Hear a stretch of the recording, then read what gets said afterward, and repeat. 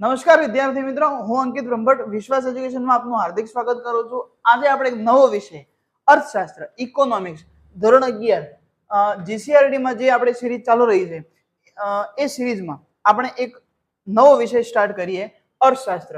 તો જોઈએ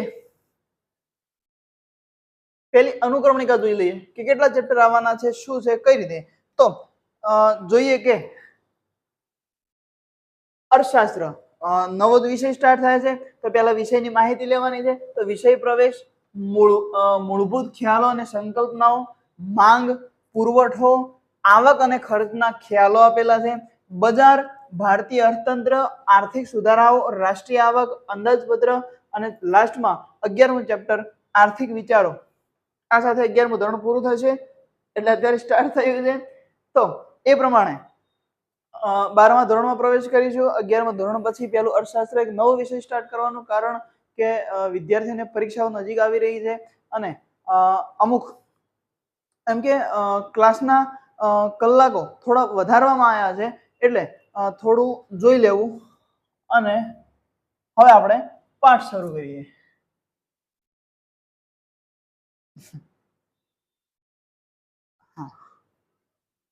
એટલે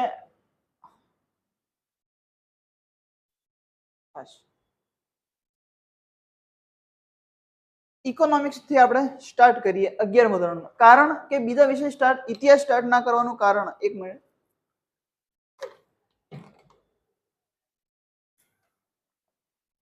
જો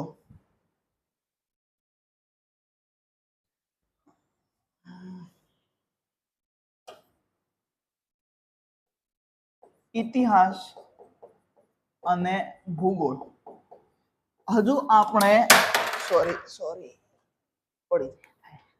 તો હજુ આપણે એટલે કે ધોરણ 6 નું વિજ્ઞાન ચાલુ છે, ધોરણ 6 નું સામાજિક વિજ્ઞાન બાકી છે. તો ધોરણ 6 નું સામાજિક વિજ્ઞાન ભણશો એમાં આ ઇતિહાસ ને ભૂગોળ ભણવાનું આવશે. તો એ ત્યારે થશે, એમાં ભણશો એ ધોરણ 10 સુધીનો કનેક્ટ થશે. એના પછી 11મા ધોરણનો ઇતિહાસ ને ભૂગોળ ભણશો તો મજા આવશે.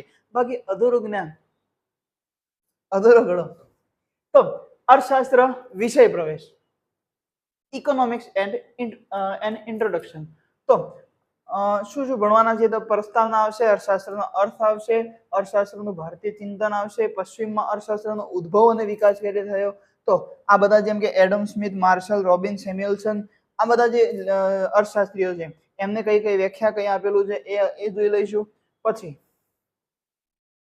આર્થિક પ્રવૃત્તિ અને બિન આર્થિક પ્રવૃત્તિઓ તફાવત આવશે, એકમલક્ષી અર્થશાસ્ત્ર અને સમગ્રલક્ષી અર્થશાસ્ત્ર, આર્થિક માહિતીની રજૂઆત, આંકડાકીય માહિતીનું મહત્વ, આ બધું જ આપણે અંદર આવશે. તો હવે આપણે સ્ટાર્ટ કરીએ. પ્રસ્તાવના જોઈએ કે માનવી બુદ્ધિશાળી પ્રાણી છે. માનવ એક માણસ એક સામાજિક પ્રાણી છે, પણ એમાં અર્થશાસ્ત્રમાં વધારે એમ કે થોડું એમાં એડ વધારે કરીએ કે માનવી બુદ્ધિશાળી પ્રાણી છે. તેથી તે પોતાની આસપાસની પરિસ્થિતિનું વિશ્લેષણ કરી શકે છે અને વર્ગીકરણ કરી શકે છે. માનવ જીવન સુખરૂપ ચાલે તે માટે તેણે વ્યવસ્થાઓ ઊભી કરી છે, જેમ કે સમાજ વ્યવસ્થા, રાજ વ્યવસ્થા અને અર્થવ્યવસ્થા. તો આ વ્યવસ્થાઓને સમજવા માટે, તેને પેઢી દર પેઢી ચલાવવા માટે તથા વ્યવસ્થામાં ઊભા થતા પ્રશ્નો અને સમસ્યાઓનો ઉકેલ માટે માણસે વિવિધ શાસ્ત્રોની રચના કરી છે. આદિ યુગમાં માણસ કેટલાક પ્રશ્નો અને સમસ્યાઓનો ઉકેલ લડાઈ કે યુદ્ધ દ્વારા લાવતો સમય જૂના જમાનામાં, કે આદિ યુગમાં જે માણસ છે એને સમસ્યાઓનો ઉકેલ લડાઈ કે યુદ્ધ દ્વારા લાવતો, પણ સમજણના વિકાસ સાથે તે સમસ્યાઓનો ઉકેલ શાસ્ત્રો દ્વારા બુદ્ધિપૂર્વકની ગણતરીઓ દ્વારા લાવતો થયો છે. તો અર્થશાસ્ત્ર આ રીતે માનવીની આર્થિક સમસ્યાઓનો ઉકેલ માટે તથા માનવીના આર્થિક વર્તનનો અભ્યાસ કરતું શાસ્ત્ર એટલે અર્થશાસ્ત્ર. લખો, માનવીની આર્થિક સમસ્યાઓના ઉકેલ માટે તથા માનવીના આર્થિક વર્તનનો અભ્યાસ કરતું શાસ્ત્ર એટલે અર્થશાસ્ત્ર. હજુ આવશે આગળ લખવાનું. અર્થશાસ્ત્રની વ્યાખ્યાઓ ઘણી લખવાની આવશે, કોને આપી છે એ પણ લખવાનું આવશે. તો ધીમે ધીમે લખતા જઈએ અને આગળ વધતા જઈએ. તો અર્થશાસ્ત્રનો અર્થ, તો અર્થશાસ્ત્ર શબ્દનો સાદો અર્થ થાય છે અર્થનું શાસ્ત્ર. લખવાનું એ પણ લખો. હા, અર્થશાસ્ત્ર શબ્દનો સાદો અર્થ છે અર્થનું શાસ્ત્ર. સંસ્કૃત શબ્દ અર્થ પરથી સંસ્કૃત શબ્દ અર્થ પરથી આ શબ્દ ઉતરી આવ્યો છે. સંસ્કૃતમાં અર્થ શબ્દના અનેક અર્થ થાય છે. સંસ્કૃતમાં અર્થ શબ્દના અનેક અર્થ થાય છે, જેમાંનો એક છે ઉદ્દેશ, કશુંક મેળવવું, જે આધુનિક આર્થિક કે અર્થ સાથે વધુ સુસંગત છે. અર્થના અલગ અલગ ખ્યાલ આપવામાં આવ્યા છે. તો સંસ્કૃતમાં અર્થના અલગ ખ્યાલ થાય છે. તો કયો કયો આમાંથી જે અલગ અલગ અર્થ થાય છે એમાંથી એમ કીધું છે કે આ ઉદ્દેશ, કશુંક મેળવવું, જે આધુનિક આર્થિક સાથે વધુ સુસંગત છે. ઘણા અર્થ તો ઘણા થાય છે, પણ એમાંથી જે સુસંગત હતા એમ કે આધુનિક આર્થિક સાથે, જે આર્થિક અર્થ સાથે જે સુસંગત હતા એ આ બંને છે. તો અંગ્રેજી શબ્દ ઇકોનોમિક્સ ગ્રીક શબ્દ ઓઇકોનોમિક્સ પરથી ઉતરી આવ્યો છે. લખો, અંગ્રેજી શબ્દ ઇકોનોમિક્સ ગ્રીક શબ્દ ઓઇકોનોમોસ પરથી ઉતરી આવ્યો છે.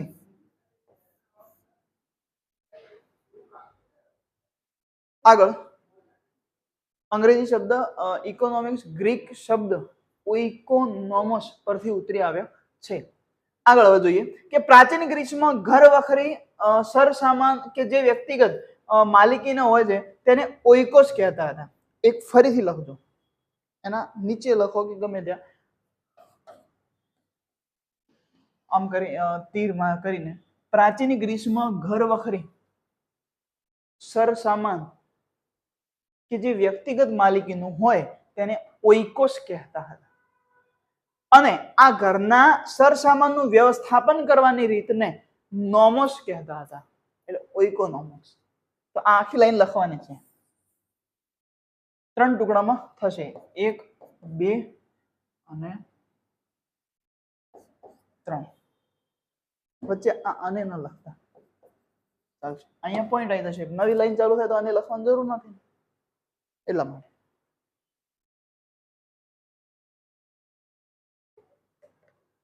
અર્થશાસ્ત્રનું ભારતીય ચિંતન. અર્થશાસ્ત્રનું ભારતમાં ચિંતન, ભારતીય ચિંતન, ભારતીય અર્થશાસ્ત્ર એટલે કે ભારતમાં કઈ રીતે આવ્યું તો જોઈએ.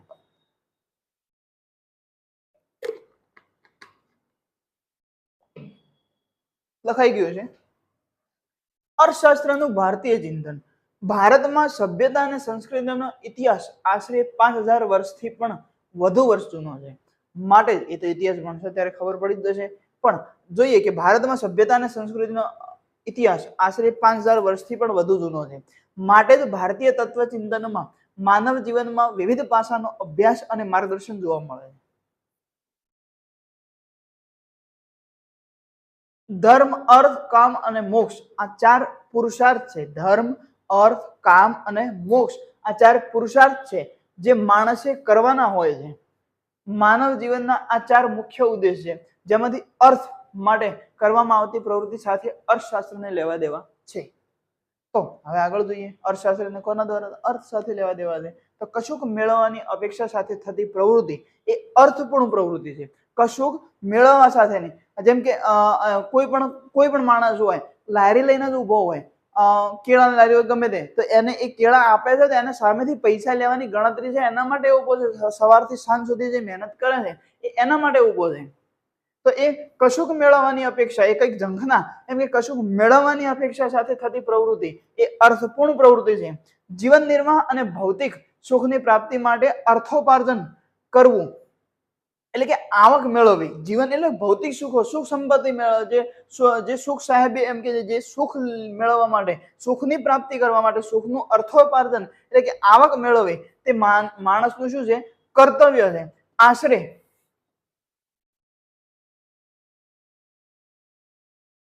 2500 વર્ષ પહેલા અર્થશાસ્ત્ર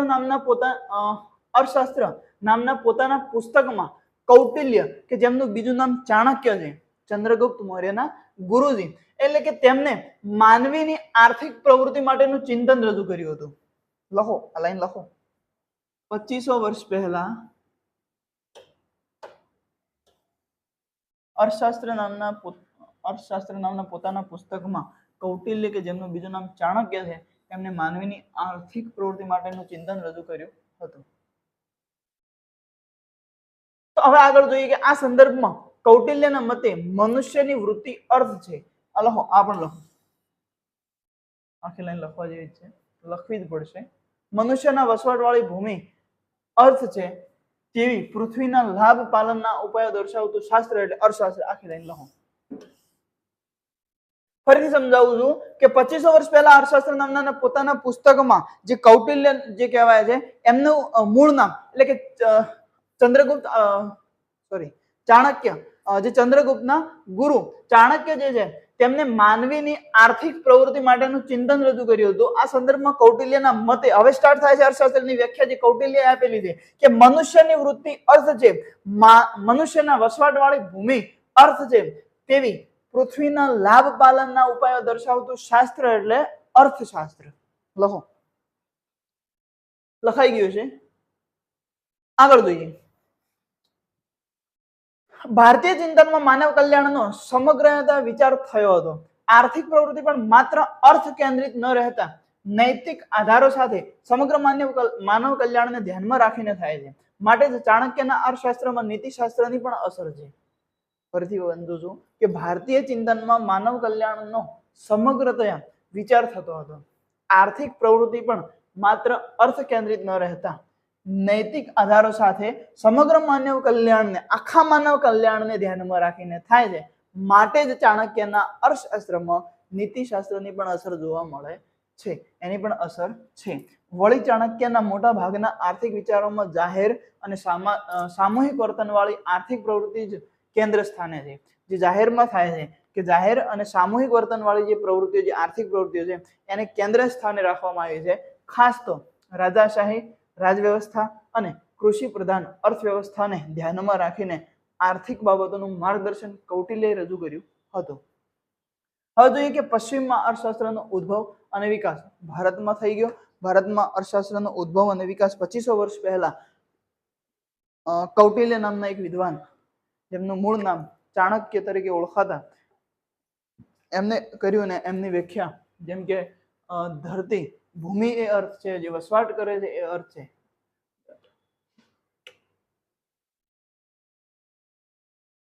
મનુષ્યની વૃત્તિ અર્થ છે, વસવાટવાળી ભૂમિ અર્થ છે તેવી પૃથ્વીના લાભ પાલનના ઉપાયો દર્શાવતું શાસ્ત્ર એટલે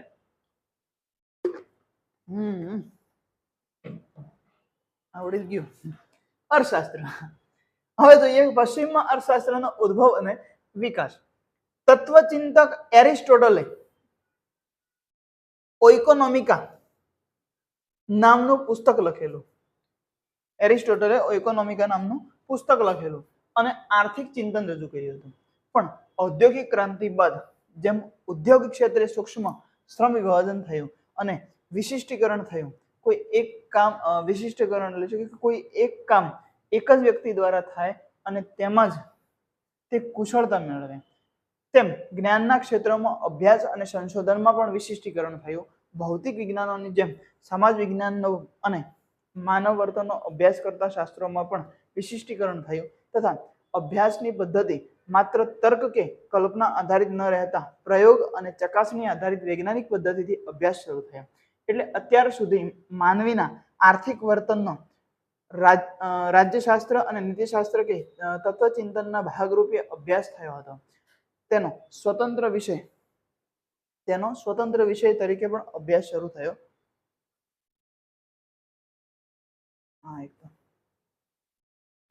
ઔદ્યોગિક ક્રાંતિને કારણે મોટા યંત્રો, ઔદ્યોગિક ક્રાંતિ એટલે કે ઉદ્યોગો અને ઔદ્યોગિક જે ક્રાંતિ થઈ એના કારણે મોટા યંત્રો, મોટા પાયે ઉત્પાદન, આર્થિક સત્તાનું કેન્દ્રીકરણ અને જંગી મૂડીરોકાણને પરિણામે એક નવી જ આર્થિક સામાજિક વ્યવસ્થા ઊભી થઈ.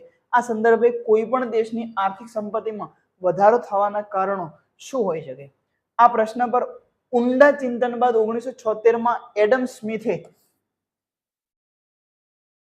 એડમ સ્મિથે અર્થશાસ્ત્રનું સ્વતંત્ર ચિંતન રજૂ કરતું પુસ્તક રજૂ કર્યું, an inquiry into the nature and causes of the wealth of nations, જે ટૂંકમાં વેલ્થ ઓફ નેશન્સ તરીકે પ્રખ્યાત થયું.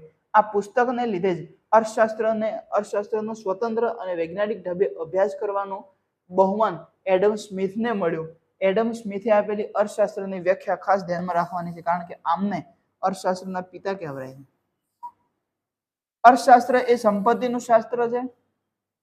તેઓ માને છે કે હવે જોઈએ એમની વ્યાખ્યા જે આપેલી છે, તો ઉત્પાદક શ્રમ દ્વારા ઉત્પન્ન થયેલા ભૌતિક સંપત્તિના ઉત્પાદન વપરાશ અને વિનિમયનો અભ્યાસ કરતું શાસ્ત્ર એટલે અર્થશાસ્ત્ર લખવાનું છે. તો લખીએ કે એડમ સ્મિથની અર્થશાસ્ત્રની વ્યાખ્યા તમને જેમ ફાવે એમ, જેમ શોર્ટમાં લખતા હોય તો શોર્ટ નોટ. હવે તમને નોટ્સ બનાવતા કહી દીધું છે આગળના લેક્ચરોમાં કે નોટ્સ કઈ રીતે બનાવવું, શું કરવાનું. જો આગળના લેક્ચર નથી જોયા તો સાયન્સના લેક્ચર જોઈ લેવા.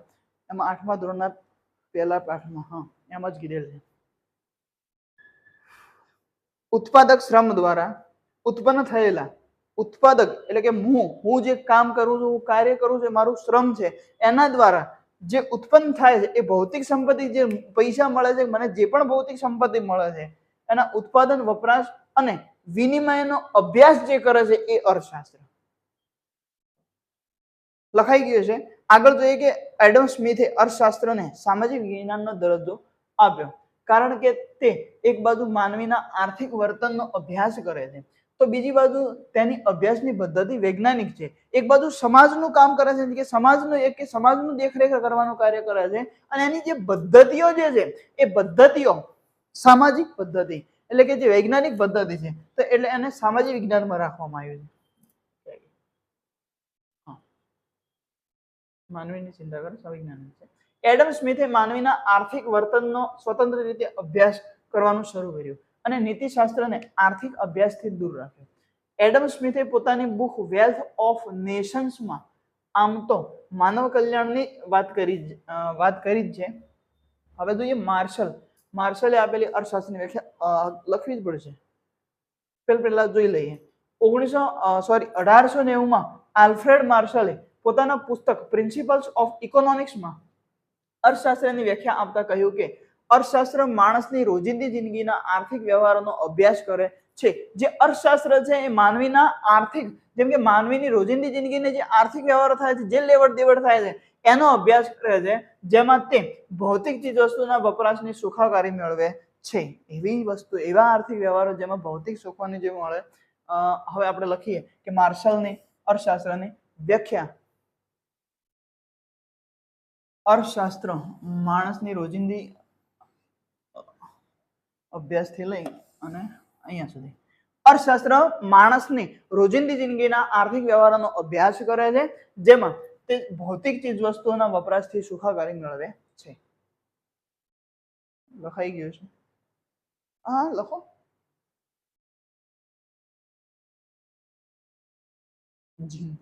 પી મોલ ને વંશ સાહિલ ને લખાઈ ગયું. આગળ જોઈએ. આમ માર્શલના મતે અર્થશાસ્ત્ર માનવીની રોજિંદી આર્થિક પ્રવૃત્તિઓનો અભ્યાસ કરે છે અને માણસ ભૌતિક ચીજ વસ્તુઓના વપરાશથી સુખાકારી મેળવવાનો કેવી રીતે પ્રયાસ કરે છે તેનું વિશ્લેષણ કરે છે. જો કે માર્શલ માત્ર ભૌતિક અને માપી શકાય તેવી જ વસ્તુઓને વપરાશની વાત કરે છે. તેથી માર્શલની આ વ્યાખ્યાનો ટીકાનો ભોગ બની બહુ ટીકા થઈ. એ ટીકા લખવાવાળા પણ હોય, સારી વાતો હોય તો ખરાબ વાતો કરવા પણ વાળા હોય, જે કોઈ પણ જે વાતચીત થતી હોય એની ટીકાઓ પણ થાય, તો આમની પણ ટીકાઓ થઈ. તો આમ છતાં માર્શલે અર્થશાસ્ત્રના અભ્યાસમાં માનવીને કેન્દ્ર સ્થાને મૂક્યો તે બાબત અગત્યની છે. હવે જોઈએ કે રોબિન્સે અર્થશાસ્ત્રની જે વ્યાખ્યા આપી છે, કઈ આપી છે?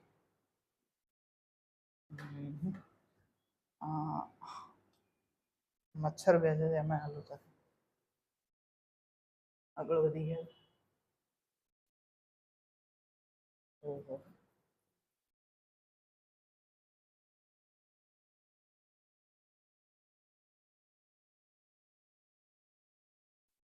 તો થોડા દરવાજો ખુલ્લો હતો ને એમાં મચ્છર આવ્યા.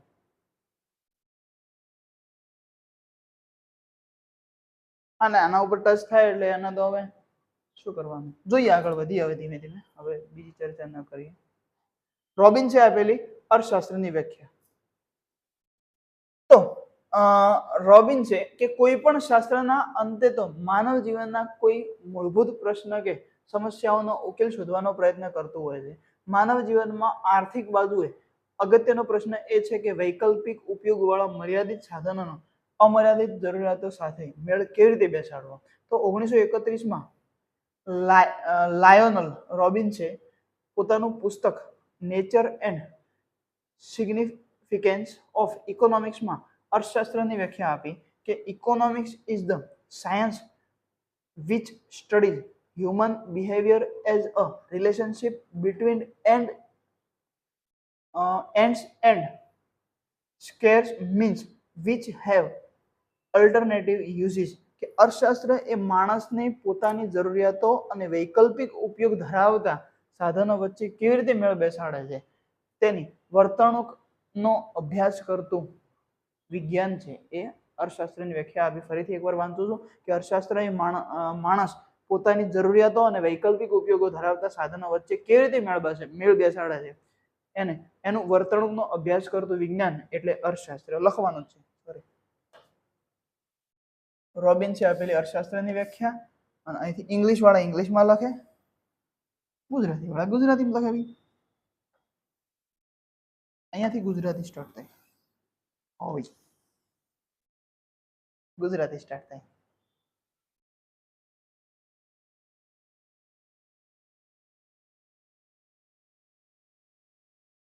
અર્થશાસ્ત્ર એ માણસને પોતાની જરૂરિયાતો, એમ કે જે મારી જ જરૂરિયાતો જે છે, અને મને જેમ કે આ પેન, આ બોર્ડ જ છે નથી તો હું શું કરું, વ્હાઇટ બોર્ડ યુઝ કરું. તો આનો ઓપ્શન અને આ વસ્તુ જે જરૂરિયાત, આની જરૂરિયાત તો છે જ, પણ એના ઓપ્શનમાં શું છે, વૈકલ્પિક વસ્તુ શું છે, તો વૈકલ્પિક વસ્તુમાં વ્હાઇટ બોર્ડ છે. ઉપયોગ ધરાવતા સાધનો વચ્ચે કેવી રીતે મેળ બેસાડે છે. પૈસા નથી તો નથી લાવ્યો, છે તો લઈ દીધું છે. એ રીતે તો કઈ રીતે મેળ બેસાડે છે તેની વર્તણૂકનો અભ્યાસ કરતું વિજ્ઞાન એ અર્થશાસ્ત્ર છે. પૈસા છે એટલે બહુ નથી આવી.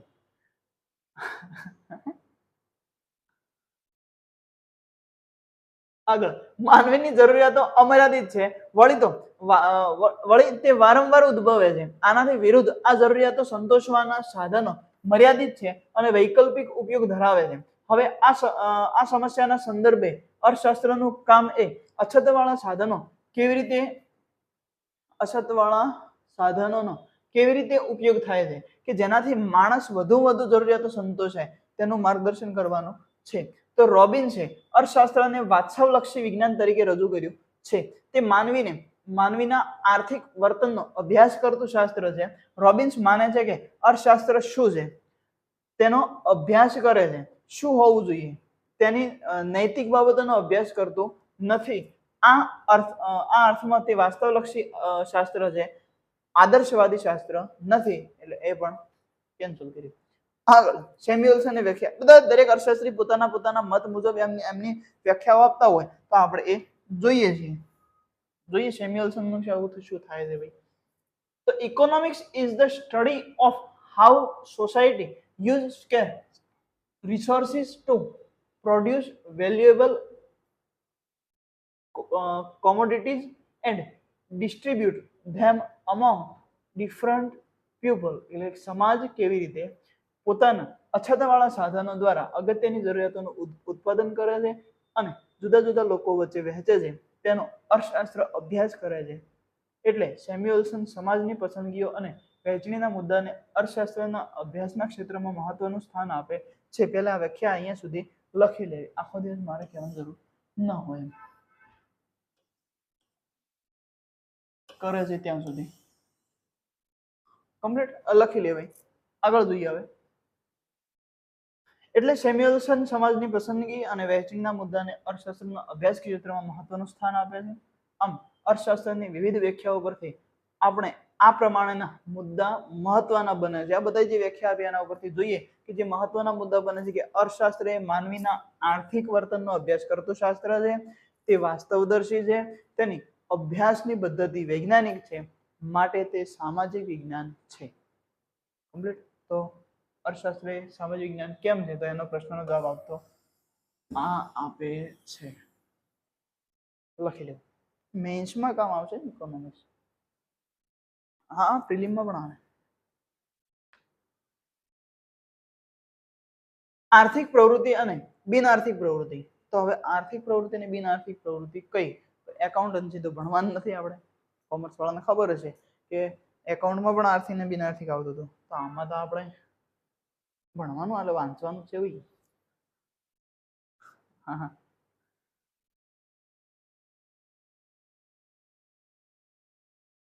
આર્થિક પ્રવૃત્તિ અને બિન આર્થિક પ્રવૃત્તિ.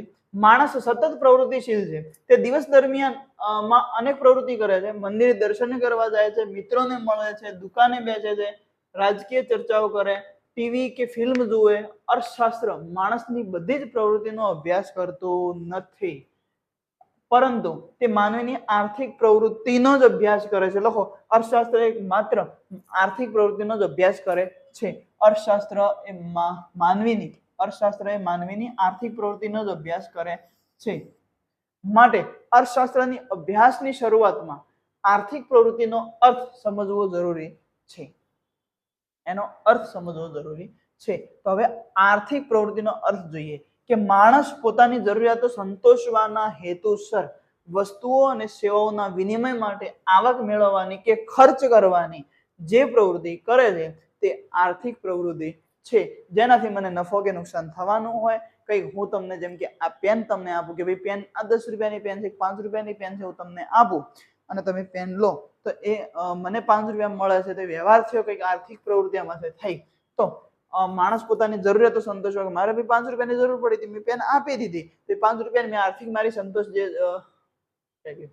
મારી જરૂરિયાત સંતોષવાના હેતુસર વસ્તુઓ અને સેવાના વિનિમય માટે આવક મેળવવાની કે મેં આવક મેળવી, પેલા ભાઈએ ખર્ચો કર્યો, ખર્ચ કરી, 5 રૂપિયાનો ખર્ચો થયો તો ખર્ચો કહેવાય.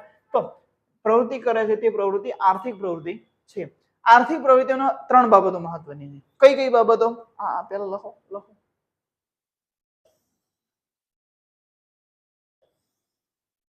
હવે એના પછી પણ લખવાનું છે કે આર્થિક પ્રવૃત્તિમાં 3 બાબતો મહત્વની છે: આવક, ખર્ચ અને વિનિમય. તો એટલે કે આર્થિક વિનિમયો માટે આવક પ્રાપ્તિ કે ખર્ચ કરવાની પ્રવૃત્તિ એટલે આર્થિક પ્રવૃત્તિ. તો ટૂંકમાં જરૂરિયાતોના સંતોષ માટે વસ્તુઓ કે સેવાઓ મેળવવા આવક પ્રાપ્તિ કે ખર્ચ કરવાની પ્રવૃત્તિ એટલે આર્થિક પ્રવૃત્તિ. હવે બિન આર્થિક જોઈએ. નવરા બેસી રહીએ, કઈ પૈસાની લેવડ દેવડ ના થાય તો દેશી ભાષામાં નવરો. ટૂંકમાં બિનઆર્થિક પ્રવૃત્તિ. બિનઆર્થિક પ્રવૃત્તિનો અર્થ એ છે કે જે પ્રવૃત્તિનો ઉદ્દેશ આવક મેળવવા, ખર્ચ કરવાનો અને વિનિમયનો નથી, તે સિવાયનો છે, તો તે પ્રવૃત્તિ બિનઆર્થિક છે. હું કપિલ શર્મા છો જોઉં કે કોઈ પણ મૂવી જોઉં કે કોઈ પણ ડાયરો જોઉં કે કંઈ પણ ગીતો સાંભળું, મને પૈસા મળવાના, મને ફાયદો થવાનો નથી થવાનો. તો એ ફાયદો નથી થતો, એ નફો એમ કે ખર્ચો નથી થતો, પેલા તો થાય છે, યુટ્યુબમાંથી તો જે થાય છે. તો એ પ્રકારે જે કઈ પણ એમ કે આર્થિક લેવડ દેવડ નથી થતી એ વસ્તુ બિનઆર્થિક પ્રવૃત્તિ. દાખલા તરીકે દયા. મને દયા આવી ગઈ, આ થયું, મને માયા કે ભાવ આવી ગયો. તો આ બધી લાગણીઓ જે છે એ બિનઆર્થિક છે.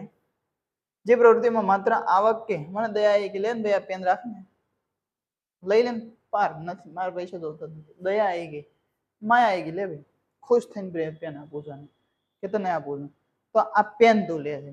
તો આ જે પેનનો જે આ પ્રેરાઈને આ રીતે થાય છે, એ પ્રવૃત્તિ શું છે? બિનઆર્થિક પ્રવૃત્તિ છે. જે પ્રવૃત્તિમાં માત્ર આવક કે માત્ર ખર્ચ હોય અને વિનિમય ન હોય તે પ્રવૃત્તિ બિનઆર્થિક છે. ઉદાહરણ તરીકે અથવા દાખલા તરીકે દાન આપવાની પ્રવૃત્તિ. આ લખવું લખી શકો છો બિનઆર્થિક પ્રવૃત્તિને. આપણા શોર્ટમાં યાદ રાખો તો રાખી શકાય માઇન્ડમાં, શોર્ટમાં. અહીં ખર્ચ થાય છે પણ સામે પ્રત્યક્ષ રીતે કશું મળતું નથી.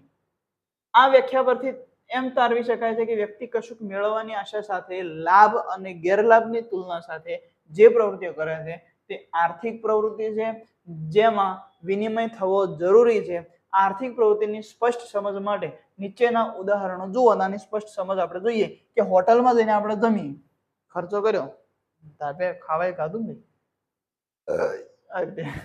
થિયેટરમાં જઈને ફિલ્મ જોઈએ, ખર્ચ કરીને મનોરંજન મેળવી, મૂવી જોઈ. એટલે મેં મૂવી જોવાનું કીધું, મોબાઈલમાં કીધું ભાઈ. ખેતરમાં જઈને મહેનત કરીએ તો શ્રમ કરીને ઉત્પાદન મળ્યું. જો આ બધું છે ને સમજવા જેવું છે. ખર્ચ કર્યો, જરૂરિયાત સંતોષાઈ. ખર્ચ કર્યો, મનોરંજન મળ્યું. શ્રમ કર્યું, ઉત્પાદન થયું. સેવા આપી, આવક મેળવી.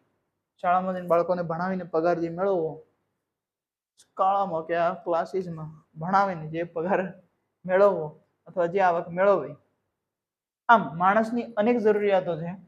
આ જરૂરિયાતો પૂરી કરવા માટે જે વસ્તુઓ કે સેવાઓની જરૂર પડે છે તે મેળવવા માટે કાં તો વસ્તુ કે સેવા આપવી પડે અથવા નાણાં આપવા પડે, અને આ બદલામાં આપવાની વસ્તુ, સેવા કે નાણાં મેળવવા માટે આપણી પાસે જે વસ્તુ, સેવા કે શ્રમ છે તે આપવા પડે. દાખલા તરીકે ખેડૂતને મોટરસાયકલની જરૂરિયાત છે, તો મોટરસાયકલ મેળવવા માટે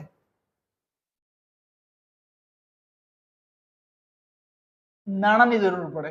માટે ખેડૂત ખેતરમાં મહેનત કરી શ્રમ દ્વારા અનાજ ઉગાડે, અનાજ વેચીને નાણાં મેળવે અને આ નાણાં દ્વારા મોટરસાયકલ મેળવે. તો આવું જ અભિનેતા, શિક્ષક, વકીલ, મૂડીપતિ બધા જ. અને આ કશુંક મેળવવા માટે આવક પ્રાપ્ત કરવાની કે ખર્ચ કરવાની પ્રવૃત્તિ એ આર્થિક પ્રવૃત્તિ છે. વિદ્યાર્થી મિત્રો, તમે શિક્ષણ મેળવો છો, એમ કે તમે બધા જે બેઠા છો અહીંયા આ ક્લાસમાં બેઠા છો એ બધા જ શિક્ષણ મેળવો છો, તો પણ આર્થિક પ્રવૃત્તિ છે. કારણ કે તમે શિક્ષણ દ્વારા ડિગ્રી કે ડિગ્રી દ્વારા નોકરી કે નોકરી દ્વારા પગાર અને પગાર દ્વારા જરૂરિયાતો સંતોષવા માંગો છો, એટલા માટે તો અહીંયા બેઠા છો. ઓનલાઈન વાળા ઓનલાઈનમાં જોવે. હવે જોઈએ કે એકમલક્ષી ઓનલાઈન નહીં, એકમલક્ષી અર્થશાસ્ત્ર અને સમગ્ર લક્ષી અર્થશાસ્ત્ર. કે કોઈ એકમને ટાર્ગેટ કરે છે અને કે બધાને સાથે લઈને જે ચાલે છે એવું એક અર્થશાસ્ત્ર. એમ કે એકમલક્ષી અર્થશાસ્ત્ર અને સમગ્ર લક્ષી અર્થશાસ્ત્ર. તો અર્થશાસ્ત્રના અભ્યાસ અને વિશ્લેષણના ક્ષેત્રની રીતે બે ભાગ પડે છે. જે અભ્યાસમાં અર્થતંત્રના એકમનો અભ્યાસ થાય છે તે એકમલક્ષી અર્થશાસ્ત્ર. જે અર્થતંત્રના એકમનો અભ્યાસ થાય છે તે એકમલક્ષી અર્થશાસ્ત્ર છે. અને જે અભ્યાસમાં અર્થતંત્રના સમગ્ર ક્ષેત્રનો અભ્યાસ થાય છે તેને સમગ્ર લક્ષી અર્થશાસ્ત્ર કહેવાય છે. લખવાનું છે. ઓનલાઈન વાળા વિડીયો પોઝ કરી અને લખે, કારણ કે થોડી સ્પીડ કરશો ને તો જ પૂરું થશે. ઓફલાઈન વાળા તો લખે જ છે અમારે, એટલે ઓફલાઈન વાળા લખશે ક્યાં જશે કમ્પ્લીટ. તો અર્થશાસ્ત્રમાં માંગના અભ્યાસમાં વિશ્લેષણનું એકમ ગ્રાહક છે. પુરવઠાના અભ્યાસમાં પેઢી એ વિશ્લેષણનું એકમ છે. જો અર્થશાસ્ત્રમાં માંગના અભ્યાસમાં વિશ્લેષણનું એકમ ગ્રાહક છે. અર્થશાસ્ત્રમાં માંગના અભ્યાસમાં વિશ્લેષણનું એકમ ગ્રાહક છે. પુરવઠાના અભ્યાસમાં પેઢી એ વિશ્લેષણનું એકમ છે. પુરવઠો જ્યારે થાય છે ત્યારે પેઢીનું વિશ્લેષણનું એકમ કોણ હોય છે? પેઢી હોય છે. અભ્યાસમાં પુરવઠાના અભ્યાસમાં પેઢી છે એકમ થઈ જાય છે, અને આમાં માંગના અભ્યાસમાં ગ્રાહક એકમ થાય છે. વપરાશનો એકમ વસ્તુ કે સેવા છે. એનો વપરાશનો એકમ જે શું છે? વસ્તુ કે સેવા. શ્રમ બજારમાં શ્રમ એકમ છે. જ્યાં આ એકમના વર્તનનો અભ્યાસ થાય છે, જ્યાં સીમાંતની ગણતરી થાય છે, એ અભ્યાસ એકમલક્ષી અર્થશાસ્ત્ર છે. આવા અભ્યાસનું કેન્દ્ર બિંદુ એકમ હોય છે. જ્યારે સમગ્ર લક્ષી અભ્યાસ સમષ્ટિનો અભ્યાસ કરે છે. એટલે કે આખો સમગ્ર અભ્યાસ, એમ કે કુલ રોજગારી દેખાય છે, રાષ્ટ્રીય આવક દેખાય છે, વસ્તી વગેરે આ સમગ્ર લક્ષી અર્થશાસ્ત્રના ખ્યાલો છે. ઉદાહરણ લખવા લખી લેજો કે આના કુલ રોજગારી, રાષ્ટ્રીય આવક, વસ્તી વગેરે અર્થતંત્રના સમગ્ર લક્ષી ખ્યાલો છે.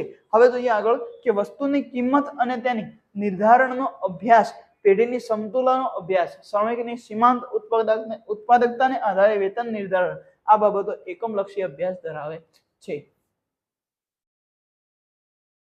એક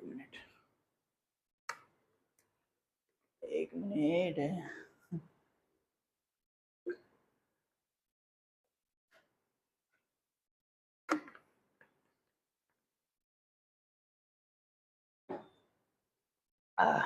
જો કુલ રોજગારી, આખા ભારતની રોજગારી, બેરોજગારી જે પણ પછી વસ્તી આખી, તો આખા સમગ્ર એમ કે બધાને જે આવરી લે છે એને સમગ્ર લક્ષ્ય અર્થશાસ્ત્ર.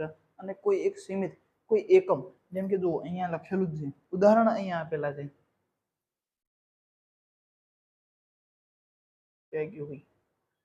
વસ્તુની નિર્ધારણનો અભ્યાસ, પેઢીની સમતુલાનો અભ્યાસ, એમ કે પેઢી પૂરતું આટલું પૂરતું જ સીમિત થાય છે એને એકમ લક્ષ્ય અર્થશાસ્ત્ર કહેવાય છે.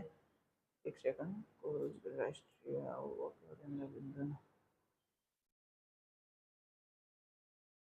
આ થઈ ગયું. ફરીથી બોલો એટલે વાંધો નહીં. વસ્તુની કિંમત અને તેના નિર્ધારણનો અભ્યાસ, પેઢીની સમતુલાનો અભ્યાસ, શ્રમિકની સીમાંત ઉત્પાદકતાને આધારે વેતન નિર્ધારણ, આ બાબતો એકમલક્ષી અભ્યાસ દર્શાવે છે. જ્યારે અર્થતંત્રમાં સમગ્ર ભાવ સપાટીનું નિર્ધારણ, નાણાંના મૂલ્યનો અભ્યાસ, રાષ્ટ્રીય આવકની ગણતરી તેમજ બેકારી, ગરીબી, વસ્તી જેવી રાષ્ટ્રીય સમસ્યાઓનો અભ્યાસ સમગ્ર લક્ષી અર્થશાસ્ત્રમાં થાય છે. ખબર પડી હવે કમ્પ્લીટ? તો આગળ વધીએ કે એકમલક્ષી અર્થશાસ્ત્રમાં કોઈ એકમ પૂરતું એમ કે સીમિત હોય છે અને સમગ્ર લક્ષીમાં બધું જ આખું લેવલનું હોય છે.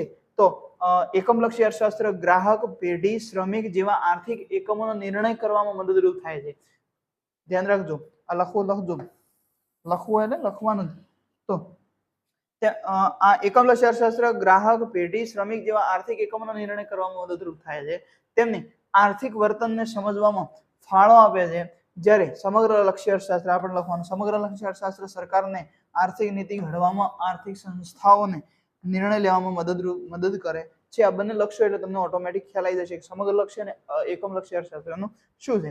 તો યાદ રહે કે એકમ લક્ષ્ય અને સમગ્ર લક્ષ્ય એ બે ભાગ અભ્યાસ અને વિશ્લેષણનો હેતુ નક્કી કરવા પૂરતા જ છે. બાકી એકમ લક્ષ્ય અભ્યાસો પરથી સમગ્ર લક્ષ્ય નીતિ ઘડવામાં મદદ મળી શકે છે અને સમગ્ર લક્ષ્ય નીતિના એકમ પર પડેલી અસરો પણ અભ્યાસ થઈ શકે છે. હવે જોઈએ કે આર્થિક માહિતીની રજૂઆત કરીએ. આર્થિક અભ્યાસોમાં સિદ્ધાંત કે માહિતીની રજૂઆતની 3 રીતો છે કોઈ પણ માણસને સમજવા માટે. જેમ કે મને વાંચતા જ ના આવડતું હોય અને ખાલી લખેલું જ હોય તો કઈ રીતે ખબર પડે? તો અલગ અલગ રીતે, એમ કે એનો ફોટો આપેલો હોય, જેમ કે અહીંયા અમારે ક્લાસમાં સરસ્વતી માનો ફોટો લગાવેલો છે, તમે જોયો સરસ્વતી માનો ફોટો છે, પણ સરસ્વતી માતાએ નમઃ એવું લખેલું હોય અને મને વાંચતા ના આવડતું હોય તો મને થોડી ખબર પડે કે સરસ્વતી માનું નામ લખેલું. તો એ રીતે અલગ, એમ કે કઈ રીતે? તો ભાષા દ્વારા, વર્ણનાત્મક રીતે, આંકડાઓ દ્વારા અને આકૃતિ દ્વારા. જેમ કે માંગના નિયમમાં આપણે સમજીશું, આગળ માંગનું જ્યારે નિયમ આવશે ત્યારે સમજીશું, પણ લખીશું અત્યારે કે વસ્તુની કિંમતમાં ઘટાડો થવાથી વસ્તુની માંગમાં વિસ્તરણ થાય છે. સમજીશું પછી આપણે કીધું વસ્તુની કિંમતમાં ઘટાડો થવાથી વસ્તુની માંગમાં વિસ્તરણ થાય છે. સમજાયો? આગળ આ થઈ ભાષા દ્વારા વર્ણનાત્મક રજૂઆત. આ જ વાત આંકડામાં નીચે મુજબ રજૂ થાય કે ભાઈ કિંમત. હવે આનો વાત અહીંયા સમજાવશે. જો શું કીધું? વસ્તુની કિંમત ઘટાડો થવાથી માંગ વિસ્તરણ થાય. જેમ કે હું એમ કહી દઉં ભાઈ તમને કે કોઈ પણ આ ઇયરફોન છે, કંપની નહીં બતાવીએ ને ઓનલાઈનમાં, તો આ ઇયરફોન જે છે મારી જોડે 10 છે, લખીએ 10 ઇયરફોન મારી જોડે છે. તો મેં એની કિંમત નક્કી કરી 500 રૂપિયા. મેં કીધું 500 માં લઈ જાઉં, પણ તો ત્યારે 2 વેચાણ થાય. પછી હું એ ઇયરફોનની કિંમત કરી દઉં 200 રૂપિયા, તો 10 માંથી મારે 8 વેચાય છે. તો કિંમત ઘટી, માંગ વધી. તો કિંમત 20 હતી ત્યારે માંગ 20 હતી, 15 થઈ તો 40 થઈ, વધી, માંગ વધે છે. 10 થઈ તો 60 થઈ, 5 થઈ તો 80.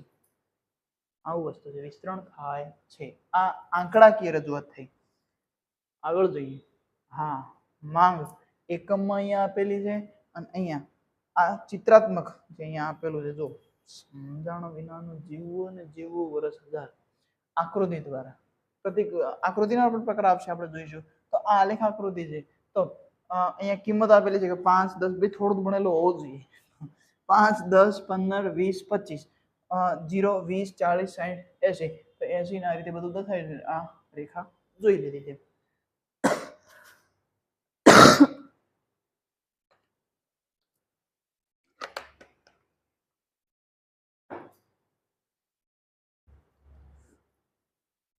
માહિતીની આકૃતિમાં રજૂઆત આપેલી છે. આંકડાકીય માહિતીનું મહત્વ શું? તો જોઈએ કે આર્થિક રજૂઆતોમાં આંકડાકીય માહિતીનું મહત્વ નીચે મુજબનું છે કે સિદ્ધાંતોની આધારભૂતતામાં વધારો થાય છે. આપણે ખાલી આ પોઈન્ટ લખીશું. આંકડાકીય માહિતીનું મહત્વ એ રીતે લખીશું આ નોટબુકમાં, અને પછી એના નીચે એનામાં લખીશું કે સિદ્ધાંતોની આધારભૂતતામાં વધારો થાય છે. સમજીએ કે આમાં અંદર કઈ લખવા જેવું છે તો લખીશું, બાકી નહીં. તો અર્થશાસ્ત્રમાં બે આર્થિક ચલ વચ્ચેના કાર્યકાળના સંબંધને તપાસી સિદ્ધાંતોને રજૂ કરવામાં આવે છે. આ સિદ્ધાંતોને વ્યવહારો ચકાસવા માટે આધારભૂત રજૂઆત માટે આંકડાકીય માહિતી જરૂરી છે, એટલે કે મહત્વની છે. દાખલા તરીકે વરસાદ અને ખેત ઉત્પાદન વચ્ચેનો સંબંધ, કિંમત અને માંગ વચ્ચેનો સંબંધ આપણે આગળ જોયો એ રીતે, નફા અને ઉત્પાદન વચ્ચેનો સંબંધ આંકડાકીય આધાર સાથે રજૂ થાય તો વધારે વિશ્વસનીય બને અને સિદ્ધાંત વ્યવહારમાં પણ સાચો જ છે કે કેમ તે તપાસી શકાય. તો તમે ક્યારે પણ કોઈને માહિતી, તમે જ્યારે તમારા ફિલ્ડમાં આવશો, એડમિનિસ્ટ્રેશનમાં આવશો, સર્વિસમાં આવશો, જ્યારે સર્વિસમાં તમે આવો છો, તમે જે આંકડાકીય માહિતી આપો છો, જે માહિતી તમે સામેવાળાને આપો છો એ વિશ્વસનીય. એમ કે તમે એમને ડાયરેક્ટ કહી દો કે ભાઈ અર્થશાસ્ત્રમાં નહીં, બીજી જ વાત કરીએ, આ વખતે બજેટમાં કરોડો રૂપિયા આવ્યા છે, પણ એમ કહીએ કે નહીં આ વખતના બજેટમાં 367.67 અથવા 300, ઉદાહરણ આપું છું, અંદાજિત ખોટું જ કહું છું, હું ખોટું જ બોલું છું, ત્યારે આંકડો સાચો નથી કહેતો, પણ એમ કે હું તમને કહું કે આ જે આવ્યું એમ કે એ આંકડો સચોટ કહું તો તમને વધારે ખબર પડે, એવું કહેવા માંગુ છું. હવે બીજો પોઈન્ટ લખીશું, દશા અને દિશાના વલણો જાણવા માટે. દશા અને દિશાના વલણો જાણવા માટે, દિશા કોઈ નામ નથી ભાઈઓ, સમગ્ર અર્થતંત્ર કે તેના કોઈ એક ક્ષેત્રના વલણો કયા પ્રકારના છે કે કઈ દિશામાં છે તે આંકડાઓ દ્વારા જાણી શકાય છે. એમ કે માંગ હતું કે કિંમત ઘટતી હતી તો માંગ વધતી હતી, માંગ વાળા વધારે તરફ દિશા તરફ જાય છે એ રીતે. તો રાષ્ટ્રીય આવકમાં ખેતીના હિસ્સાનું પ્રમાણ ઘટતું જાય છે, ભારતમાં આયાતોમાં વધારો થઈ રહ્યો છે, ભારતની આયાત ઇમ્પોર્ટ એક્સપોર્ટ, અને અર્થતંત્રમાં નાણાં પુરવઠો વધી રહ્યો છે. તે વલણો આંકડાઓ દ્વારા જ જાણી શકાય છે. આંકડા દશા અને દિશા બંને દર્શાવે છે. અર્થતંત્ર કઈ દિશામાં જઈ રહ્યું છે, કયા દેશ સાથે તેના આર્થિક વ્યવહારો વધી રહ્યા છે, કયા ક્ષેત્રમાં ઉત્પાદન વધી રહ્યું છે, કયું ક્ષેત્ર રોજગારી આપી રહ્યું છે, આ તમામ દિશા આંકડાકીય માહિતી પરથી જાણી શકાય છે. એક વસ્તુ યાદ આવી, કયો દેશ કયા તરફ દેશની પેલું કરે છે ને એના પરથી. તો પાકિસ્તાનની વાત કરી શકું છું. આમાં જેને ખોટું ઓનલાઈન વાળું લાગતું હોય લગાડવાનું. મારા દેશની વાત, એક મિનિટ, તો પાકિસ્તાન એટલે ખોટું લગાડો એટલે કાપવું જ જો ભાઈ પાકિસ્તાન. હા, પાકિસ્તાન 10 વર્ષ પહેલા કાશ્મીર માંગતો હતો, અત્યારે લોટ માંગે છે. ખબર પડે ને ન પડે ને કઈ. તુલનાત્મક અભ્યાસ માટે થઈ ગયું, બાકી છે બાકી. હા, અવાજ થોડો સવારના ભણાવતા હોય તો અવાજ બેસવાનો નથી. તુલનાત્મક અભ્યાસ માટે આંકડાકીય માહિતીનો ઉપયોગ તુલનાત્મક અભ્યાસ માટે ખૂબ જ ઉપયોગી સાબિત થાય છે. સ્થળ અને સમયની રીતે તુલના આંકડાઓ દ્વારા જ થાય છે. ભારતમાં 1951 ની તુલનામાં 2015માં આપણે ત્યાં આર્થિક ક્ષેત્રે કેટલા પ્રમાણમાં ફેરફાર થયા, ત્યારે વસ્તી કેટલી હતી અત્યારે વસ્તી કેટલી છે એ જાણવા માટે પણ આંકડાઓમાં જ ખબર પડે. આંકડાઓ દ્વારા તુલના થાય છે.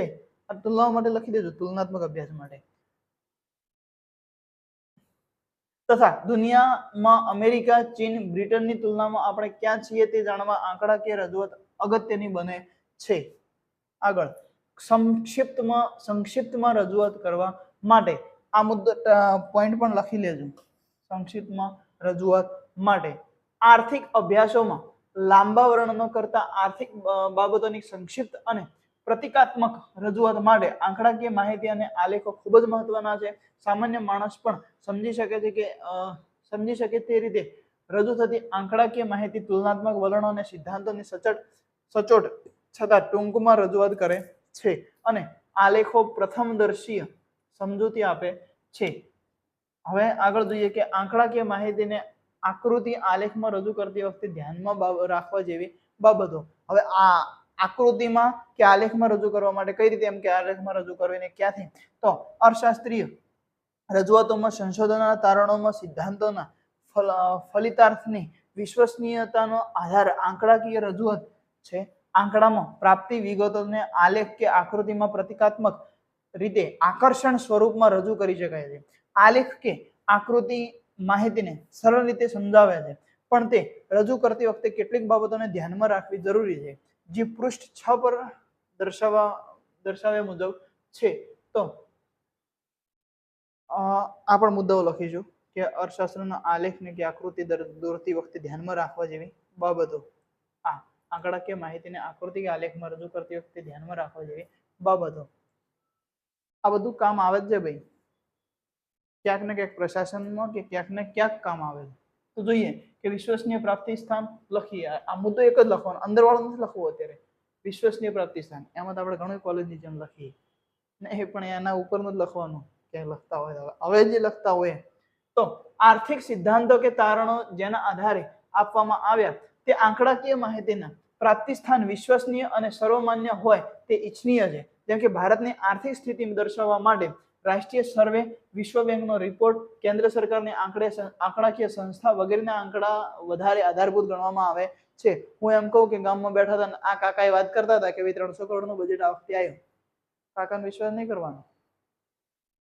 હા, કાકા કે કોઈ પણ હોય જે એ ગામને ચોરાય જે ચર્ચાઓ થાય છે એની એ ધ્યાનમાં નહીં લેવાનું, પણ એ ડેટા ક્યાંનો છે? હું અહીંથી કઈ આંકડો બોલું છું કે હું એમ કહું છું કે ભાઈ વિશ્વમાં ભારત છે એ પ્રથમ ક્રમે છે, પણ શેમાં છે અને મેં આ ક્યાંથી લાવ્યો, હું ક્યાંથી બોલું છું? તો જીસીઆરટી ઓથેન્ટિક બુક છે, જીસીઆરટી થી બોલું છું તો જીસીઆરટી. તો એ રીતે જે વસ્તુ કે જે કહું છું એ ક્યાંથી લાવ્યું છે, ઓથેન્ટિસિટી આની શું છે, તો એ ધ્યાનમાં રાખીને એ જોવાનું છે. તો હવે જોઈએ, આધારભૂત ગણવામાં આવે છે. પૂરું થઈ ગયું છે. હવે આગળ કે સ્વતંત્ર અને પરતંત્ર ચલ. તો જોઈએ કે બે કે તેથી વધુ ચલો વચ્ચેનો સંબંધ આલેખ કે આકૃતિમાં રજૂ થાય ત્યારે યાદ રાખવું જોઈએ કે સ્વતંત્ર ચલોને આડી ધરી પર અને આધારિત ચલોને એટલે કે પરતંત્ર ચલને ઊભી ધરી પર માપવામાં આવે છે. દાખલા તરીકે દેશ, વર્ષ, વરસાદ એ સ્વતંત્ર ચલ છે, જ્યારે વસ્તી, આવક અને ઉત્પાદન પરતંત્ર ચલ છે. હવે ખબર પડીએ છે, ધીમે ધીમે ખબર પડે ને કે બે ચલ વચ્ચેના કાર્યકારણના સંબંધમાં એક ચલ કારણરૂપ હોય છે. દાખલા તરીકે વર્ષ સ્વતંત્ર ચલ છે તો એ OX ધરી પર દર્શાવવામાં આવશે સ્વતંત્ર, અને ઉત્પાદન પરતંત્ર ચલ છે તો એ ઊભી લાઈનમાં OY ધરી પર દર્શાવવામાં આવે છે. જો કે અર્થશાસ્ત્રમાં માંગના નિયમની રજૂઆતમાં કારણરૂપ પરિબળ કિંમત ઊભી ધરી પર અને આધારિત પરિબળ માંગ આડી ધરી પર દર્શાવવાની હવે પરંપરા હવે થયું છે એમ બધું, તો એ આપણે ધ્યાનમાં નથી રાખવું, એ આવશે ત્યારે જોઈશું. હવે સ્કેલ માપની પસંદગી કરવી, લખવાનો આપણો મુદ્દો. તો અંદર નથી લખવું તો આપણે જોઈએ કે આંકડાઓને આકૃતિમાં યોગ્ય રૂપમાં ગોઠવવા માટે યોગ્ય સ્કેલ માપ મેળવવા પડે છે. દાખલા તરીકે સમયને લગતી બાબત હોય તો 10 વર્ષ માટે એક સ્કેલ નક્કી કરીને તેની રજૂઆત થાય છે. એકવાર સ્કેલ માપ નક્કી કરો એ આપણે રજૂઆતમાં જાળવવું પડે છે. જેમ કે 1 ઇંચ 5 વર્ષ નક્કી કરો, પછી દરેક 5 વર્ષનો વધારો બતાવવા માટે પણ 1 ઇંચ પ્રમાણે આગળ વધવું પડે. મોટી આંકડાકીય માહિતીને આકૃતિમાં ટૂંકામાં રજૂ કરતી વખતે જે તે ધારી પર નિશાની કરવામાં આવે છે, એસએસની નિશાની કરવામાં આવે છે, સાઈડમાં લખવામાં પણ આવે છે કે આ આટલું માપ આ છે, આ રીતે છે. તો આંકડાકીય માહિતીની કે આકૃતિ આલેખમાં રજૂઆત. હવે જોઈએ એની રજૂઆત. તો આંકડાકીય માહિતીને આકૃતિ કે આલેખમાં વિવિધ સ્વરૂપમાં દર્શાવી શકાય છે. બે ચલો વચ્ચેના સંબંધને બિંદુ દ્વારા અને બિંદુઓને જોડતી રેખા દ્વારા દર્શાવાય ત્યારે રેખીય આકૃતિ બને છે. દાખલા તરીકે માંગ રેખા. ફરીથી વાંચું છું કે આંકડાકીય માહિતીને આકૃતિ કે આલેખમાં વિવિધ સ્વરૂપે દર્શાવી શકાય છે. બે ચલ વચ્ચેના સંબંધને બિંદુ દ્વારા અને બિંદુઓ વચ્ચે જે જોડતી રેખા છે એને દર્શાવે ત્યારે રેખીય આકૃતિ બને છે. આગળ હશે તો જોઈ લઈશું.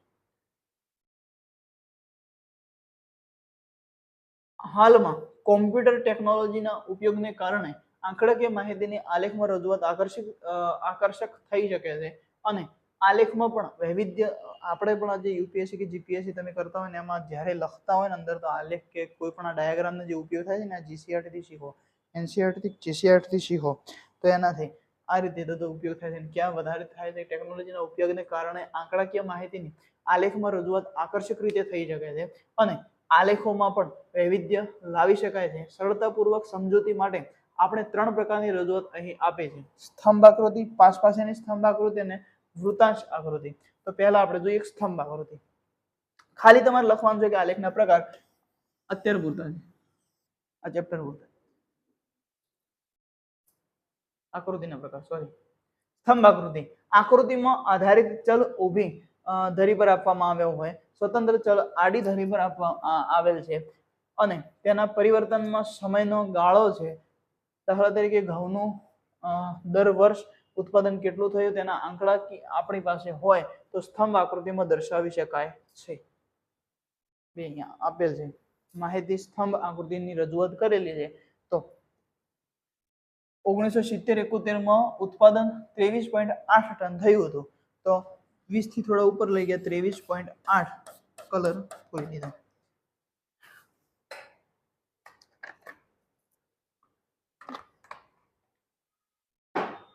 મને ઘણું બોટલ પડશે એટલે. તો આ રીતે 2001 તો 2001 આવ્યું 69.7 એ રીતે આ રીતે દર્શાવવાનું છે. અહીંયા આ પણ લખવું જરૂરી છે કે ભાઈ વાય અક્ષ ઉપર 0.5 સેમી બરાબર 0.5 સેમી બરાબર 10 લાખ ટન અને ઉત્પાદન લાખ ટનમાં કરેલું છે. પાસપાસેની સ્તંભ આકૃતિ. જ્યારે સ્વતંત્ર ચલ 1 અને આધારિત ચલ 2 કે તેથી વધારે હોય તો પાસપાસેની સ્તંભ આકૃતિ સારી રીતે માહિતીને રજૂ કરે છે. દાખલા તરીકે ભારતમાં અક્ષર જ્ઞાનનો વધારો, જેમાં સમયનું પરિબળ એક જ છે અને બદલાતા ચલમાં સ્ત્રી સાક્ષરતા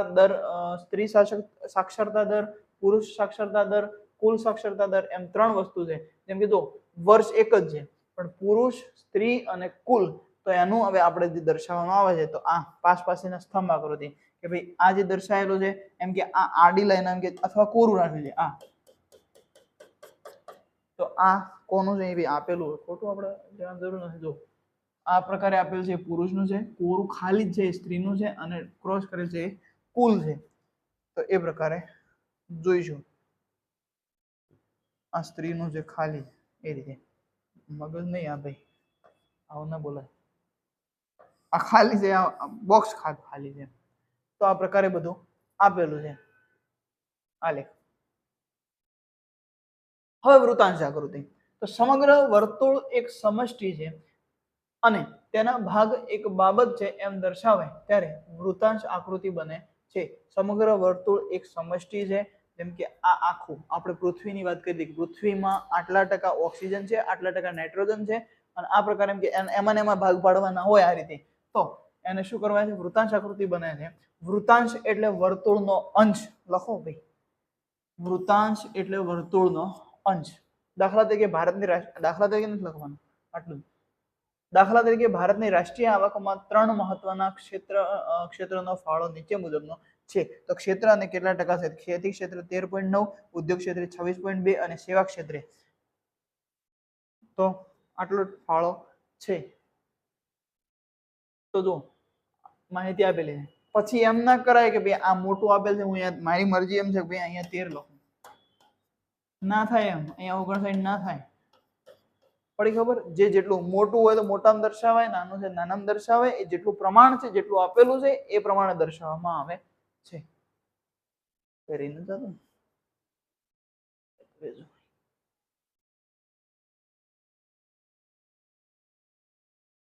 પૂરું થાય. અર્થશાસ્ત્રના વિષયનું મહત્વ.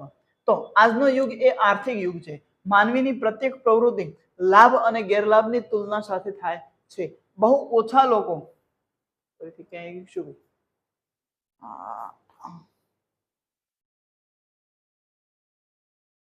બહુ ઓછા લોકો એટલું યાદ હોય આટલું થોડું, બહુ ઓછા લોકો છે જે સાવ નિસ્વાર્થ ભાવે કામ કરે છે આર્થિક બાબતેથી દૂર રહી શકે તેવું ભાગ્યે જ કોઈ હોઈ શકે છે, કોઈ હોય અને માટે અર્થશાસ્ત્રના વિષયની પ્રસ્તુતતા વધી જાય, તેના અભ્યાસનું મહત્વ વધી જાય, તો વ્યવહારિક મહત્વ અર્થશાસ્ત્રનું આપણા રોજિંદા અર્થશાસ્ત્ર જે છે એ આપણા રોજિંદા જીવન સાથે જોડાયેલું છે. અર્થશાસ્ત્રનો અભ્યાસ આપણે વ્યવહારિક જ્ઞાન અને વર્તનનો નીચે પ્રમાણે આપણે અસર કરે છે. તો કઈ કઈ પ્રમાણે અસર કરે છે? આંતરરાષ્ટ્રીય ઘટનાઓ પર અર્થશાસ્ત્ર કઈ રીતે અસર કરે છે કે આજના સમયમાં આર્થિક બાબતો જ નહીં કહેતા કે ભાઈ જીડીપી આટલું, જીડીપી સમજાય હું આવશે એટલે આગળ આવશે તો આમાં આવે કે 12મા ધોરણમાં આવે, પણ એમ કે નથી કહેતા કે ભારતનું જીડીપી આટલું છે, આનું જીડીપી આટલું છે, આનું જીડીપી આટલું છે, ભારતનું આટલું છે, વધ્યું ઘટ્યું, ઊંચું થયું નીચું થયું, એ રીતે. તો આજના સમયમાં આર્થિક બાબતો જ આંતરરાષ્ટ્રીય બાબતોને અસર કરે છે.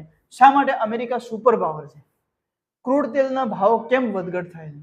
રશિયા અને અમેરિકા, ચીન અને ભારતમાં કઈ આર્થિક સમાનતા અને કયા તફાવતો છે? તેમજ કયા દેશ મૂડીવાદી કહેવાય છે તો કયો દેશ સામ્યવાદી કહેવાય છે? તે જાણકારી હોય તો આપણે કયા દેશ સાથે સરળતાથી વ્યવહાર કરી શકીએ તે સમજી શકાય છે. મૂડીવાદી બધા શબ્દો આવશે, નહીં આવે સમજાય હું છું, મારે કોમર્સ જ હતું ભાઈ. ઐતિહાસિક ઘટનાઓ, તો તેજાના અને ગરમ મસાલાના ભાવ વધ્યા તે માટે ઇંગ્લેન્ડના વેપારીઓએ ઈસ્ટ ઇન્ડિયા કંપની સ્થાપી અને ભારતમાં આવી વેપાર કર્યો, પછી શાસન કર્યું. રોજગારી અને ઉદ્યોગ ધંધામાં પડતી તથા ઊંચા કરવેરાના ભારણથી ભારતીય પ્રજાએ અંગ્રેજોના શાસનનો વિરોધ કર્યો. દુનિયામાં અને દેશોમાં ભાવ વધારો, ઊંચા કરવેરા, અછત જેવા આર્થિક પરિબળો મોટી રાજકીય ઉથલપાથલ સર્જે છે. અર્થશાસ્ત્રના અભ્યાસથી જ આ ઐતિહાસિક આ બધી જે ઘટનાઓ છે અર્થશાસ્ત્રનો અભ્યાસ કરીએ ત્યારે જ સમજી શકાય છે. તો હવે આર્થિક મહત્વ શું છે અર્થશાસ્ત્રના ઐતિહાસિક ઘટનાઓ પર આપણે જોઈ લીધું. તો અર્થશાસ્ત્રનું આર્થિક મહત્વ લાસ્ટમાં ખાસ 2-3 વાર વાંચી લેજો. તો રોજબરોજના વ્યક્તિગત નિર્ણયો માટે તો અભિનેતા, ડોક્ટર, વકીલ, ગાયક, શિક્ષક પણ આર્થિક રોકાણો કરતા હોય છે. સીધી રીતે આર્થિક પ્રવૃત્તિમાં ન જોડાયેલા લોકો પણ બચત અને મૂડીરોકાણ, ખર્ચ અને આવકની પ્રવૃત્તિઓ સાથે જોડાયેલા હોય છે. ગૃહિણીથી માંડીને સરકાર સુધીના લોકો પોતપોતાના આર્થિક નિર્ણયોમાં અર્થશાસ્ત્રના અભ્યાસ, આર્થિક નિર્ણયમાં કોનો અભ્યાસ, જે અર્થશાસ્ત્રનો અભ્યાસ જે છે એ મદદરૂપ થાય છે.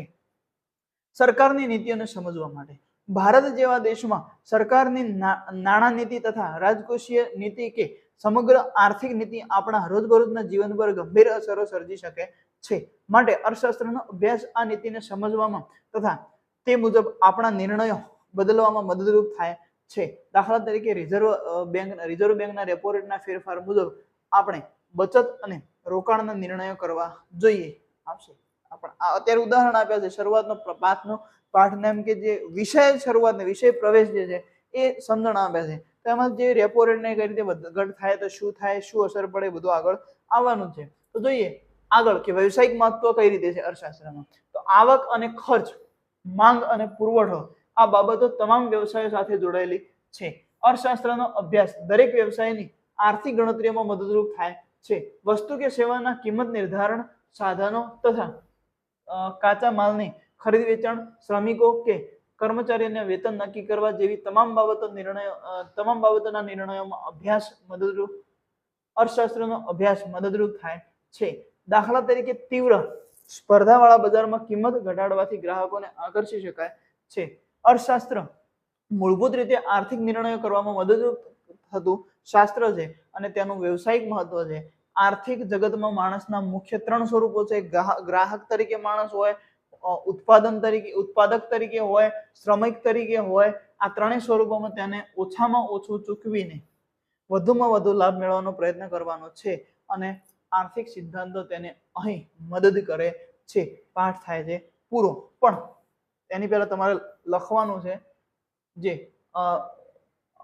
અર્થશાસ્ત્ર વિષયનું મહત્વ, વ્યવહારિક મહત્વ, આંતરરાષ્ટ્રીય મુદ્દા ખાલી આંતરરાષ્ટ્રીય ઘટનાઓ મહત્વ, ઐતિહાસિક ઘટનાએ મહત્વ, આર્થિક મહત્વ, તો રોજબરોજના વ્યક્તિગત નિર્ણય માટેનું મહત્વ, સરકારી નીતિઓને સમજવા માટેનું મહત્વ, પછી વ્યવસાયિક મહત્વ. આટલું લખવાનું છે. જો આ બધા પ્રશ્નો છે સોલ્વ કરવાનો પૂરેપૂરો ટ્રાય કરવાનો છે. નથી આવડતો એકવાર ફરીથી વિડીયો જુઓ, એકવાર ફરીથી પાઠ વાંચો અને પછી સોલ્વ કરવાનો ફરીથી પ્રયત્ન કરો. આ બધા પ્રશ્નો જુઓ. બધા અહીંયા શબ્દો આપેલા છે, પારિભાષિક શબ્દો. જે શબ્દો તમને જેમ કે ખબર ન પડતી હોય તો જો આ ખાસ લખી જ લેવું, હું તો કહું છું, ના લખો તમારા ભાગ. બાકી સારું. જો બધાની વ્યાખ્યા આપેલી છે. આર્થિક પ્રવૃત્તિ તો જરૂરિયાતો સંતોષે, જરૂરિયાતોના સંતોષ માટે માણસ દ્વારા થતી પ્રવૃત્તિ જેમાં આવક, ખર્ચ અને વિનિમય સંકળાયેલ છે. એકમલક્ષી અર્થશાસ્ત્ર, સમગ્ર લક્ષી અર્થશાસ્ત્ર, વૃત્તાંશ આવૃત્તિ, પાઇચાર્ટ જેને કહીએ છીએ, વિશ્લેષણ, વિનિમય, વૈજ્ઞાનિક પદ્ધતિ, વિશિષ્ટીકરણ, વાસ્તવિક, આદર્શલક્ષી અર્થશાસ્ત્ર. આ બધા જે આદર્શલક્ષી, જેનો આ જે તમને શબ્દ ભારે પડ્યા હોય એના અર્થ અહીંયા આપેલા છે. તો અર્થશાસ્ત્રનો આપણે પહેલો પાઠ આપણે જોયો અને એનો વિષય પ્રવેશ કર્યો. આગળ આપણે ધીમે ધીમે એ પ્રમાણે જે પાઠ આવે છે એ જોતા રહીશું. આમાં તો સાયન્સ જેવું છે ને કે ભાઈ જોવાનું છે ડાયરેક્ટ. આમાં તો લાઈન ટુ લાઈન ચેપ્ટર આવશે. મૂળભૂત ખ્યાલો, સંકલ્પનાઓ, માંગ, પુરવઠો, એ રીતે જેમ જેમ સમજણ આપણને થોડું વિકસિત થશે. કંટાળો પણ આવશે શરૂઆતમાં, સ્ટાર્ટિંગમાં થોડું થોડું એવું લાગશે કે ક્યાં વાંચી જાય છે ને આવું બધું થાય છે, ભણાવવા આવ્યા છે, શું કરવા માટે આવ્યા. જ્યાં સમજાવવાનું છે ત્યાં સમજાવવાની જરૂર લાગે છે ત્યાં હું સમજાવું છું, અને જ્યાં વાંચવા જેવું લાગે છે ત્યાં વાંચું છું. પૂરું કરવા માટે હું આવ્યો નથી, હું સમજાવવા માટે, ભણાવવા માટે આવ્યો છું. ખબર નથી પડતી તો મને પૂછો, અને વધારે તો એકવાર પાઠ વાંચો. જ્યાં જ્યાં લખવાનું આવે છે હું લખાવું છું, જ્યાં જ્યાં સમજાવવાનું આવે સમજાવું છું. પણ હવે મારે એમ કેવું કે તમે આ જમવા બેઠા, આમાં કોઈ ઉદાહરણ આવે તો મારે એમ કહે મારે થોડું કઈ દેશનું ને એવું થાય. એટલે જે સમજાવવાનું આવશે સમજાવું છું અને પૂરો પ્રયત્ન કરું છું. Thank you so much.